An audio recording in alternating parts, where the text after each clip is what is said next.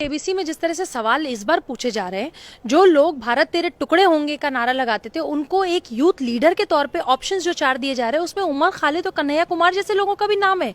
मतलब जिनके ऊपर केस चल रहे हैं, जिनके ऊपर एफआईआर है, वो यूथ लीडर के तौर पे केबीसी में 4 ऑप्शंस में से दिए जा रहे हैं। एक सवाल उन्होंने कल परसों में भी पूछा है, शायद कल का ही वो एपिसोड है, जिसमें उन्होंने ये पूछा कि 25 दिसंबर को भीमराव अम्बेडकर साहब ने कौन से धर्म ग्रंथ की प्रतियां जलाई थी।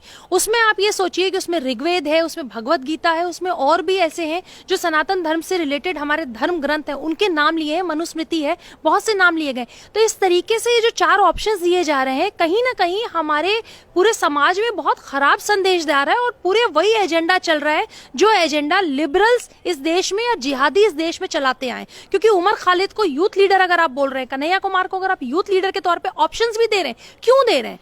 क्या हम यूथ लीडर के तौर पे दाऊद का नाम ले सकते हैं? तो आप उमर खालिद का भी नाम नहीं ले सकते। अगर आप उमर खालिद का नाम ले रहे हैं, कन्हैया कुमार जैसे लोगों का नाम ले रहे हैं जिनके ऊपर ऑलरेडी चार्जशीट लगी हुई है। कन्हैया कुमार को सबने देखा है जेएनयू में भारत तेरे टुकड़े होंगे कि किस तरीके से वो हिस्सा होते थे। इसके बावजूद केबीसी में जिस तरह से सवाल पूछे जा रहे हैं, कहीं ना कहीं इनको बढ़ावा दिया जा रहा है, इनके मन को बढ़ाया जा रहा है और कहीं ना कहीं इनको बढ़ाने के बाद जिस तरीके से पूरे देश में गलत छवि पैदा कर रहे हैं, जिस तरह से सवाल पूछा गया मनुस्मृति के बारे में, ऋग्वेद के बारे में या हमारी भगवत गीता के बारे में, ये ऑप्शंस दिए जा रहे हैं। आप बहुत गलत संदेश दे रहे हैं और महानायक से तो हमें बिल्कुल उम्मीद नहीं है वैसे, लेकिन उम्मीद हम कर भी सकते हैं क्योंकि वही महानायक हैं जो पिछले 4 महीने से सुशांत के केस पे चुप्पी में है, जो मौन व्रत पे है। मैम, ये जिस तरीके के जो एजेंडे चलाए जा रहे हैं, चाहे वो केबीसी हो, बिग बॉस हो, जो जनता इनका जमकर बहिष्कार कर रही है, पर उसके बावजूद भी सुधरने के लिए नहीं आ रहे। क्या करना चाहिए अब जनता को इनके साथ? देखिए, जनता ने तो सबसे पहले अपना फैसला सुना दिया कि इस बार देखिए, चाहे बिग बॉस हो चाहे केबीसी हो, मैंने तो सुना कि जितने लोग देखते थे उसका 10% भी लोग अब बिग बॉस नहीं देख रहे हैं और ना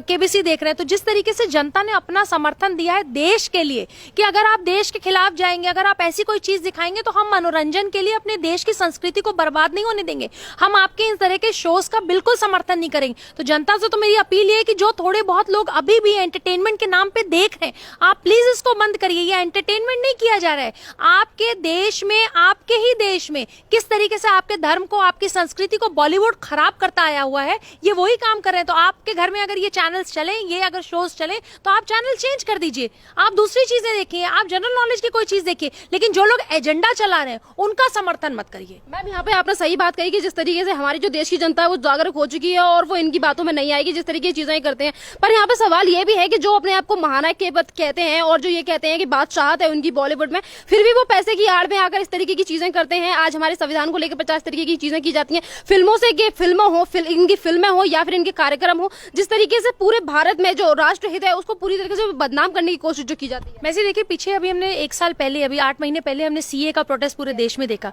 और आपको पता है कि अमिताभ बच्चन जी के बहुत लोग फॉलोअर हैं। मतलब अभी उनको जब कोविड-19 हुआ, उनके परिवार को कोविड-19 पॉजिटिव जब ये लोग पाए गए, तो किस तरीके से पूरे देश में हवन पूजा, किस तरीके से इनको माना जाता है, किस तरीके से इनको, मतलब लोग इनको पूजते हैं। इनका क्या फर्ज नहीं बनता कि जब सीए के प्रोटेस्ट में लोग जो है देश जलाने का काम करते हैं, तो ये वहां पे एक ट्विटर पे जो आदमी हर 5 मिनट पे एक ट्वीट करता है, वो एक अपील नहीं कर सकता इस देश के युवाओं के लिए कि देश जलाना या भारत तेरे टुकड़े होंगे का समर्थन देना? या जो आज की डेट में, मतलब आज देखिए कि एएमयू में कुछ यूथ लीडर्स ने वहां पे आज फ्रांस के विरोध में, मतलब जिसने गला काटा है उसका समर्थन कर रहे हो, फ्रांस के विरोध में खड़े हुए। तो क्या बॉलीवुड के बड़े महानायक या बड़े जो जिस तरह के हीरो हैं जिनको देश अपना पूजता है, अपना हीरो मानता है, अपना आइकॉन मानता है, छोटे छोटे बच्चे जिनकी फिल्में देखने के लिए अपने माँ बाप से जिद करते हैं, 500-500 रुपए लेके लाइन में लगे रहते हैं, उन महानायक का फर्ज नहीं है उनको समझाना, उनके लिए ट्वीट करना? ये नहीं करते। इनको सिर्फ पैसा कमाना है। इनके लिए अगर सब कुछ, सबसे ज्यादा अगर कुछ इंपॉर्टेंट है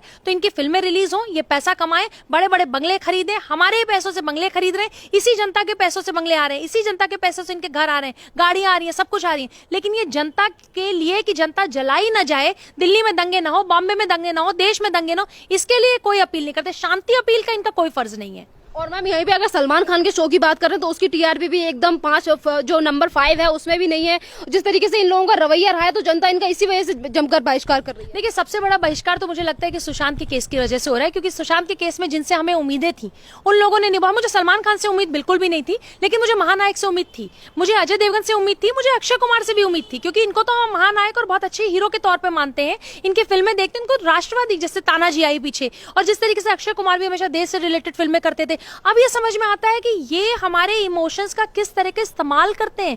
ये वो फिल्में बनाते हैं जो हमारे दिल के, दिमाग के, जहन के, आत्मा के, देश के करीब हो। हम वो फिल्में देखने जाते हो, इस फिल्म का पैसा ये पाते हो, ये अरबपति बनते जाते हैं। लेकिन जहां एक्चुअल इन हीरोज की जरूरत है, जहां देश तोड़ने की बातें हो रही हैं, जहां देश जलाया जा रहा है, वहां कौन खड़ा होता है? जहां हमारे देश की सुरक्षा रक्षा की बात होती है, हमारा वही आर्मी का जवान, वहां वही सीआरपीएफ सीआईएसएफ का जवान, हमारा एक्चुअल हीरो वही है जो बॉर्डर पे हमारे लिए लड़ रहा है। लेकिन हम जिनको हीरो मानते हैं वो हमारा हीरो है ही नहीं। यही तो हमारे युवाओं को समझने की जरूरत है कि जो 500 रुपए आप खर्च करते हैं इनकी फिल्मों में, वो अभी पीछे एक अकाउंट डिस्प्ले किया गया था कि अगर आप इंडियन आर्मी को कहीं से सपोर्ट करना चाहते हैं, या भारत सरकार के जो डोनेशंस होते हैं जिसमें भारत सरकार अपील करती है, आप वो 500 रुपए, 100 रुपए, 50 रुपए, 2 रुपए, 4 रुपए, what ever you want to give, आप उनमें दीजिए। लेकिन इनकी फिल्में देखने मत जाइए, क्योंकि बॉलीवुड में वही लोग बैठे जो कहीं ना कहीं दुबई, पाकिस्तान का साथ देते हैं। मैम, अपनी फिल्मों को बहिष्कार से बचाने के लिए जिस तरीके के एजेंडा चलाए जा रहे हैं बॉलीवुड की तरफ से, अगर बात करें अक्षय कुमार की मूवी लक्ष्मी बॉम्ब की, तो जिस तरीके से जनता की तरफ से मांग उठ रही थी, जनता में आक्रोश था कि किस तरीके से उन्होंने मूवी बनाई जिसका नाम लक्ष्मी बॉम्ब रख दिया,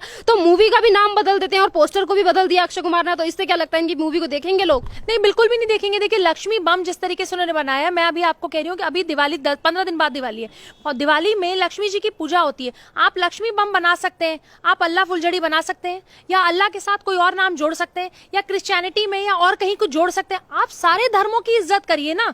आप हमारे हिंदू देवी देवताओं के नाम लेके उनका मजाक बनाना, फिल्मों में उनका मजाक बनाना, और हम भी उसको टॉलरेट करते हैं। सबसे बड़ी गलती वैसी हमारी है, क्योंकि हम जब हॉल में जाते हैं तो हम ठाके लगाते हैं वो डायलॉग सुन के। हम अपने घरों में लक्ष्मी जी की पूजा करते हैं, दुर्गा माँ की पूजा करते हैं, लेकिन जब फिल्मों में इनकी इंसल्ट होती है, इनके लिए अपमानजनक शब्द का प्रयोग होता है, तो हम वहां हंस रहे होते हैं, हम उसका विरोध नहीं करते हैं। तो ये हमारी जिम्मेदारी भी बनती है कि हम ये फिल्में ना देखें, ना